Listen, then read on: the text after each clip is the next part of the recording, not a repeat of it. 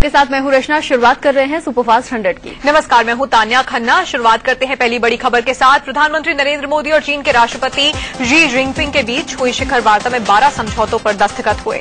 करीब 1.5 घंटे तक चली इस बातचीत में चीनी घुसपैठ समेत कई महत्वपूर्ण मुद्दों पर भी बात हुई। प्रधानमंत्री नरेंद्र मोदी ने चीन के राष्ट्रपति शी जिनपिंग के सामने लद्दाख के चुमार में चीनी घुसपैठ का मामला उठाया और अपनी नाराजगी भी जाहिर की। मोदी ने कहा कि लद्दाख के चुमार में घुसे चीनी सैनिकों की वापसी होनी चाहिए। चीनी घुसपैठ पर पीएम नरेंद्र मोदी ने सवाल उठाया तो चीन के राष्ट्रपति शी जिनपिंग ने माना कि सीमा पर कुछ घटनाएं हुई हैं जिसे सुलझा लिया जाएगा, लेकिन इससे दोनों देशों के रिश्तों में खटास नहीं आनी चाहिए। इस बीच खबर है कि पीएम नरेंद्र मोदी के विरोध के बाद लद्दाख के चुमार में घुसे चीनी सैनिक 2 किलोमीटर पीछे हट गए हैं। यहां पर चीन के 350 सैनिक घुस आए थे। अगले 5 साल में चीन भारत में $20 अरब का निवेश करेगा। चीन भारत में 2 इंडस्ट्रियल पार्क भी बनाएगा। गुजरात में बनने वाले इंडस्ट्रियल पार्क के लिए कल ही अहमदाबाद में समझौता हो चुका है।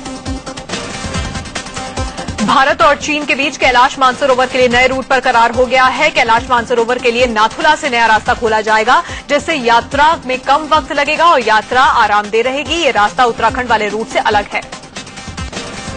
पीएम नरेंद्र मोदी से मुलाकात से पहले चीनी राष्ट्रपति शी जिनपिंग से विदेश मंत्री सुषमा स्वराज ने मुलाकात की। थोड़ी देर के लिए ये मुलाकात होटल ताज पैलेस में हुई। चीनी राष्ट्रपति जिनपिंग आज शाम 4 बजे होटल ताज पैलेस में उपराष्ट्रपति हामिद अंसारी से मिलने वाले हैं। 4:30 बजे यहां पर एक कार्यक्रम में वो मुख्य वक्ता होंगे। शाम 5:15 बजे जिनपिंग युवा प्रतिनिधिमंडल से मुलाकात करेंगे। चीन के राष्ट्रपति शी जिनपिंग मेजबान राष्ट्रपति प्रणब मुखर्जी से शाम 7:30 बजे मुलाकात करेंगे। इस मुलाकात के बाद जिनपिंग के लिए राष्ट्रपति भवन में करीब 8 बजे प्रणब मुखर्जी एक भोज का आयोजन भी करेंगे।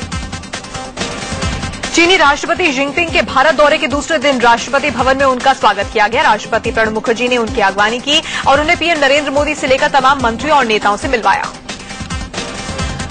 राष्ट्रपति भवन में पारंपरिक स्वागत से पहले चीन में राष्ट्रपति शी जिनपिंग को गार्ड ऑफ ऑनर दिया गया। आर्मी के जवानों ने बैंड के साथ उन्हें राष्ट्रपति प्रणब मुखर्जी ने उनकी अगवानी की और उन्हें पीएम नरेंद्र मोदी से लेकर तमाम मंत्रियों और नेताओं से मिलवाया।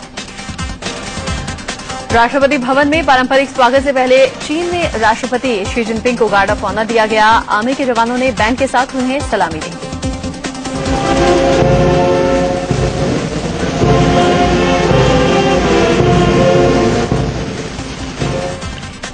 राष्ट्रपति भवन में हुई अगवानी के बाद चीन के राष्ट्रपति जिनपिंग ने कहा कि भारत और चीन में दोस्ती दोनों ही देशों के हित में है। उन्होंने कहा कि चीन भारत से दोस्ती को और आगे ले जाना चाहता है। चीन के राष्ट्रपति शी जिनपिंग ने राजघाट पहुंचकर महात्मा गांधी को नमन किया। गांधी जी की समाधि पर उन्होंने फूल चढ़ाए। इस दौरान उनके साथ उनकी पत्नी पेंग लियुयान और केंद्रीय मंत्री स्मृति ईरानी भी मौजूद थी। राजघाट में श्रद्धांजलि देने के साथ साथ चीनी राष्ट्रपति जिनपिंग ने बापू के समाधि स्थल की परिक्रमा लगाई और कुछ वक्त के लिए ध्यान भी लगाया। उनकी पत्नी ने भी महात्मा गांधी की समाधि पर फूल चढ़ाए। राजघाट में विजिटर्स बुक में चीनी राष्ट्रपति शी जिनपिंग ने अपने विचार भी लिखे। उन्होंने लिखा कि जब तक आत्मा रहेगी तब तक गांधी जी का नाम रहेगा। जिनपिंग की पत्नी पेंग लियुयान ने भी विजिटर बुक में संदेश लिखे। चीनी राष्ट्रपति जिनपिंग को गांधी जी पर कई किताबें राजघाट प्रबंधन की तरफ से दी गई हैं। साथ ही उनकी पत्नी को गांधी प्रतिमा भेंट की गई। जिनपिंग को यहां केंद्रीय मंत्री स्मृति ईरानी ने चरखा भेंट किया। कांग्रेस अध्यक्ष सोनिया गांधी के साथ कांग्रेस के वरिष्ठ नेताओं का डेलीगेशन 19 सितंबर को चीनी राष्ट्रपति शी जिनपिंग से मुलाकात करेगा। मुलाकात का कार्यक्रम शाम 7 बजे दिल्ली के ताज पैलेस होटल में रखा गया है। चीनी राष्ट्रपति जिनपिंग की पत्नी पेंग दिल्ली के वसंत विहार में टैगोर इंटरनेशनल स्कूल में प्रोग्राम के लिए पहुंची। यहां पर स्कूली छात्राओं ने उनके सम्मान में कई रंगारंग कार्यक्रम पेश किया, जिनका उन्होंने काफी लुत्फ उठाया।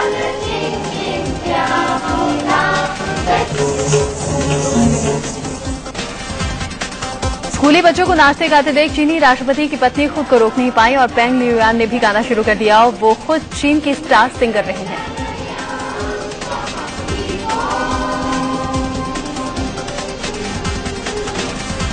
चीनी राष्ट्रपति की पत्नी पेंग ने स्कूली बच्चों को कैलीग्राफी सिखाई। उन्होंने कागज पर ब्रश से चीनी भाषा में कुछ शब्द लिखे और बच्चों को दिखाया। उन्होंने स्कूली बच्चों को यह भी बताया कि कैलीग्राफी के दौरान ब्रश कैसे पकड़ा जाता है। तिब्बती धर्मगुरु दलाई लामा ने कहा कि चीन को भारत से सीखना चाहिए और तिब्बत की समस्या का समाधान निकालना चाहिए। उन्होंने ये भी कहा कि हिंसा से बात नहीं बनेगी।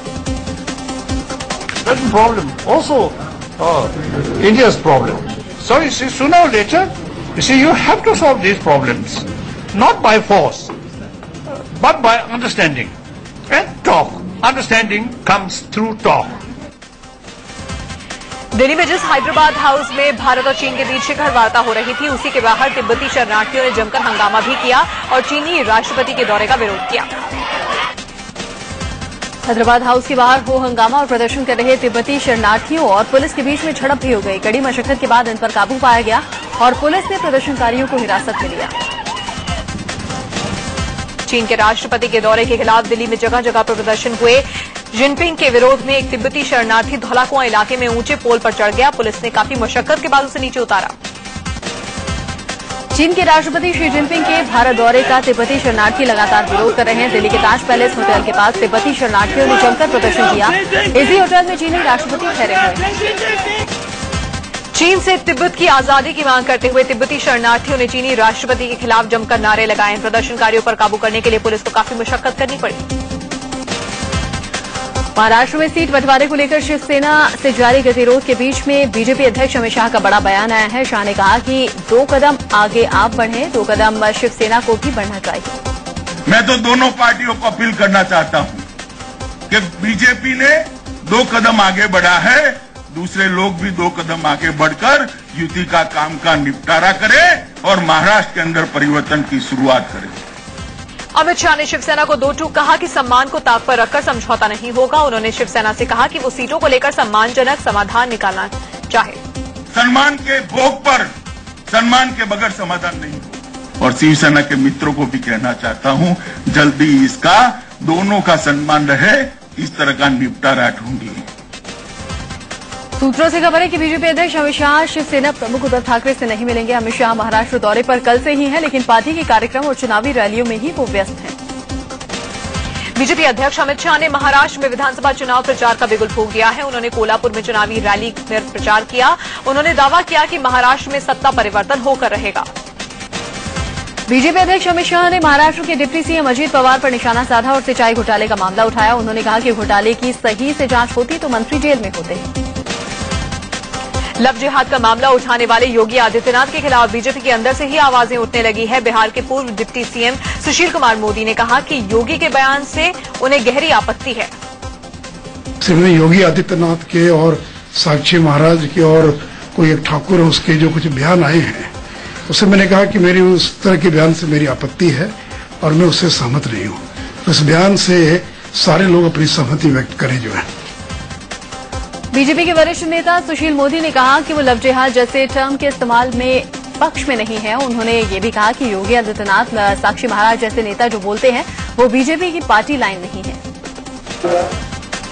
तो वहीं मध्य प्रदेश की सिवनी में एक निर्दलीय विधायक दिनेश राय उर्फ मुनमुन ने एक कार्यक्रम के दौरान मंच पर पूर्व महिला सांसद नीता की साड़ी के पल्लू से सार्वजनिक रूप से हाथ पोंछ लिया। उस समय महिला नेता को इस बारे में पता भी नहीं चला।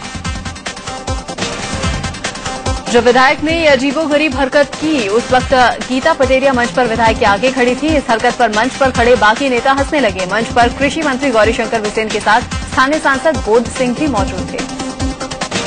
बवाल बढ़ने पर विधायक ने सफाई देते हुए कहा कि भाभी से मजाक किया था, उन्हें हाथ नहीं लगाया। वहीं पूर्व सांसद नीता पटेरिया ने इस मामले में कहा कि उन्हें मंच की गरिमा का ध्यान रखना चाहिए। उन्होंने विधायक की शिकायत आलाकमान से भी की। एशिया की सबसे सुरक्षित माने जाने वाली दिल्ली की तिहाड़ जेल में कैदी की हत्या का सनसनीखेज मामला सामने आया है। ये कैदी डकैती के मामले में सजा काट रहा था। हत्या की वारदात जेल नंबर 1 में हुई।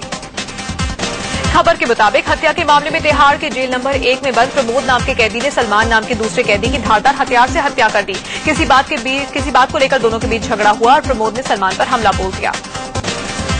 प्रमोद पर हरिनगर थाने में हत्या का मामला दर्ज कर पूरे मामले की न्यायिक जांच के आदेश दे दिए गए हैं। बड़ा सवाल ये कि आखिर प्रमोद के पास हथियार आया कहां से। इस वारदात ने तिहाड़ की सुरक्षा व्यवस्था पर सवाल खड़े कर दिए। नोएडा के सेक्टर 62 में जेएसएस कॉलेज के गर्ल्स हॉस्टल के वॉशरूम में कैमरा लगे होने का मामला सामने आने के बाद छात्र छात्राओं ने हंगामा किया। कॉलेज प्रशासन मामले में लीपापोती में जुट गया है। कॉलेज में स्पाई कैंप देखकर छात्राएं हैरान रह गईं। छात्राओं ने कॉलेज प्रशासन पर वीडियो क्लिप बनाने का आरोप लगाया। कॉलेज में भारी संख्या में पुलिस बल तैनात कर दिया गया। साथ ही मीडिया की एंट्री पर भी बैन लगा दिया गया। यूपी के बागपत में उस वक्त हड़कंप मच गया जब एक तेज रफ्तार एलपीजी टैंकर अनियंत्रित होकर पलट गया और तेज धमाके के साथ उसमें आग लग गई। आग काफी तेजी से फैली और आसपास के कुछ घर भी इसकी चपेट में आ गए। आग लगने की खबर पाकर दमकल की कई गाड़ियां मौके पर पहुंची और आग बुझाने की कोशिश शुरू की गई, लेकिन तब तक टैंकर में मौजूद गैस खत्म नहीं हुई। आग पर काबू नहीं पाया जा सका। इस हादसे में ड्राइवर समेत 3 लोग जख्मी हो गए। मुंबई के वेस्टर्न एक्सप्रेस हाईवे पर एक चलती कार में आग लग गई। सीएनजी किट्स लगी वैगनआर कार में पहले धुआं निकलना शुरू हुआ, उसके कुछ ही देर बाद कार में आग लग गई। राजधानी दिल्ली के नरेला में देर रात बदमाशों का कहर बरपा। बाइक सवार बदमाशों ने दिल्ली हरियाणा बॉर्डर पर टोल प्लाजा पर फायरिंग की। गोली टोल के स्टाफ मंजीत को निशाना बनाकर फायर की गई थी, जो कि मोनू नाम के शख्स को जा लगी। बदमाशों की ताबड़तोड़ फायरिंग में उनके एक साथी को भी गोली लग गई। गोली की आवाज सुनकर आसपास के लोग दौड़े तो बदमाश अपने घायल साथी को छोड़कर भाग निकला। घायल हमलावर की पहचान सुमित के तौर पर हुई है। मौके पर पहुंचे लोगों ने दोनों घायलों को अस्पताल पहुंचाया, लेकिन अस्पताल के सारे डॉक्टर हंगामे के बाद भाग निकले। वारदात की खबर के बाद पहुंची पुलिस की मौजूदगी में दोनों का इलाज शुरू हुआ। पुलिस इसे रंजिश का मामला मान रही है। दिल्ली के कल्याणपुरी में हुए हादसे में 2 लड़कों की मौत से परिवार में मातम पसर गया है। संजय जन्मदिन की पार्टी की खरीदारी के लिए अपने दोस्तों के साथ निकला था, लेकिन बाइक हादसे में उसकी और उसके एक दोस्त की जान चली गई। 17 साल का संजय अपने जन्मदिन पर 3 दोस्तों महरूफ, आशु और मनीष के साथ कोंडली कपड़ा खरीदने जा रहा था। चारों एक ही बाइक पर सवार थे, तभी बाइक का बैलेंस बिगड़ा और सभी रोड पर जा गिरे। मौके पर ही बर्थडे बॉय संजय की मौत हो गई। हादसे में घायल संजय के दोस्त महरूफ की अस्पताल में मौत हो गई, जबकि आशु और मनीष की हालत गंभीर है। हादसे की खबर मिलते ही इनके घरों में कोहराम मच गया। नोएडा के एक मॉल में देर रात रईसजादों ने जमकर हंगामा किया, मारपीट की। यहां के एक बार में नशे में धुत होकर पहुंचे इन लड़कों ने लड़कियों से छेड़खानी शुरू कर दी। जब लड़कियों के साथ मौजूद लड़कों ने विरोध किया तो रईसजादों ने इनकी पिटाई कर डाली। इन रईसजादों ने बवाल किया और बार के मालिक और कर्मचारी इसके सामने बेबस नजर आ रहे थे। मारपीट की खबर मिलते ही पुलिस भी वहां पर पहुंची, लेकिन मामले को निपटाने में जुट गई और पीड़ितों पर दबाव बनाकर मामले को रफा दफा भी कर दिया गया। हरियाणा के यमुनानगर में पुराने विवाद को लेकर 2 गुटों में जमकर बवाल हुआ। हाथों में डंडा लिए लोग एक दूसरे पर फिसल पड़े। पुलिस की मौजूदगी में भी हंगामा बरपता रहा, यहां तक कि महिलाएं भी हाथों में डंडा लिए सड़कों पर दिखी। यमुनानगर के तिगरा में 2 गुटों के बीच पिछले कई दिनों से विवाद चल रहा था। इसी विवाद में दोनों तरफ से गोलियां चलने लगी। पुलिस मौके पर पहुंची तो पत्थरबाजी शुरू हो गई और कई पुलिस वालों को भी चोटें आईं। दोनों तरफ के लोगों ने कई गाड़ियों को भी निशाना बनाया। हालात को काबू में करने के लिए तिगरा गांव को पुलिस छावनी में तब्दील कर दिया गया। गांव में धारा 144 लगा दी गई है और पुलिस के आला अधिकारी हालात का जायजा ले रहे हैं। चीफ विजिलेंस कमिश्नर और विजिलेंस कमिश्नर्स की नियुक्ति पर फिलहाल रोक लग गई है। सुप्रीम कोर्ट ने इस बाबत सवाल उठाए और कहा कि ऐसे महत्वपूर्ण पदों पर होने वाली नियुक्ति प्रक्रिया में पारदर्शिता का अभाव है। सीवीसी की नियुक्ति को चुनौती देने वाली याचिका पर सुनवाई के दौरान सुप्रीम कोर्ट ने कहा कि देश में टैलेंट भरा पड़ा है, लेकिन प्रतिभावान लोगों को चांस नहीं मिल पाता। इस मामले में अगली सुनवाई 14 अक्टूबर को होगी। वरिष्ठ वकील प्रशांत भूषण ने सीबीआई डायरेक्टर के घर की विजिटर डायरी देने वाले शख्स का नाम बताने से इनकार कर दिया है। सुप्रीम कोर्ट में हलफनामा दायर करके प्रशांत ने कहा कि नाम बताने से उस शख्स की सुरक्षा को खतरा हो सकता है। दरअसल प्रशांत भूषण से सुप्रीम कोर्ट ने कहा था कि वो सीलबंद लिफाफे में बताएं कि उन्हें सीबीआई डायरेक्टर रंजीत सिन्हा के घर की विजिटर डायरी किसने दी। इसी डायरी के आधार पर प्रशांत ने दावा किया था कि रंजीत सिन्हा आरोपियों से मिलते रहे हैं। हालांकि सीबीआई डायरेक्टर रंजीत सिन्हा ने सुप्रीम कोर्ट में दलील दी थी कि प्रशांत भूषण ने जो विजिटर डायरी दी है उसमें 90% एंट्रीज फर्जी हैं। रंजीत सिन्हा पहले ही सीलबंद लिफाफे में सुप्रीम कोर्ट में अपना पक्ष रख चुके हैं।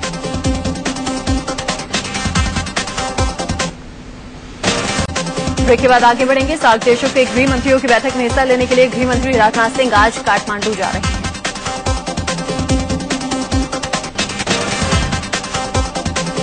महाराष्ट्र में बीजेपी सांसद किरीट सोमैया पर गिरफ्तारी की तलवार लटक गई है।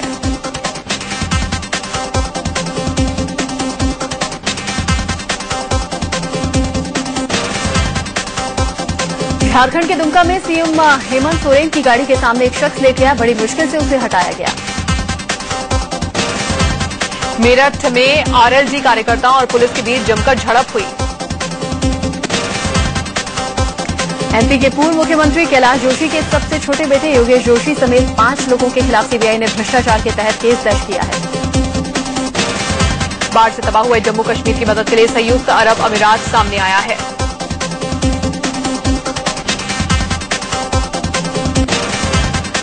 फिल्म अभिनेता शाहिद कपूर और श्रद्धा कपूर अपनी आने वाली फिल्म हैदर के प्रमोशन में जुटे हैं। दोनों ने मुंबई में सैमसंग कंपनी का एक नया ऐप लॉन्च किया। उद्योगपति मुकेश अंबानी और हिंदी फिल्मों की अभिनेत्री प्रियंका चोपड़ा को प्रियदर्शनी अकादमी के ग्लोबल पुरस्कारों के लिए चुना गया है। बदायूं रेप मर्डर केस में फिर नया मोड़ आ गया है। सीबीआई के मुताबिक मुख्य गवाह नजरुल लाई डिटेक्टर टेस्ट में फेल हो गया। यूपी के मुजफ्फरनगर में एलएलबी की एक छात्रा के साथ गैंगरेप का मामला सामने आया। मध्य प्रदेश के खरगोन में एक लड़की ने प्रेमी पर झांसा देकर रेप करने का आरोप लगाया है। यूपी की गाजीपुर पुलिस ने बाइक चोर गिरोह का पर्दाफाश किया। पंजाब के अमृतसर में पुलिस ने एक शातिर ठग को गिरफ्तार किया। इस शख्स ने खुद को गृह मंत्री राजनाथ सिंह का दामाद बताया था। दिल्ली के उस्मानपुर इलाके में जंगल में एक युवक की लाश मिलने से सनसनी फैल गई। आगरा के ताजगंज इलाके में सिरफिरे आशिक ने एक घर में घुसकर एक लड़की पर चाकू से कई वार कर दिए। बिहार के बेगूसराय में ट्यूशन पढ़ाने वाले टीचर ने एक छात्र की इतनी बेरहमी से पिटाई की कि उसकी मौके पर मौत हो गई।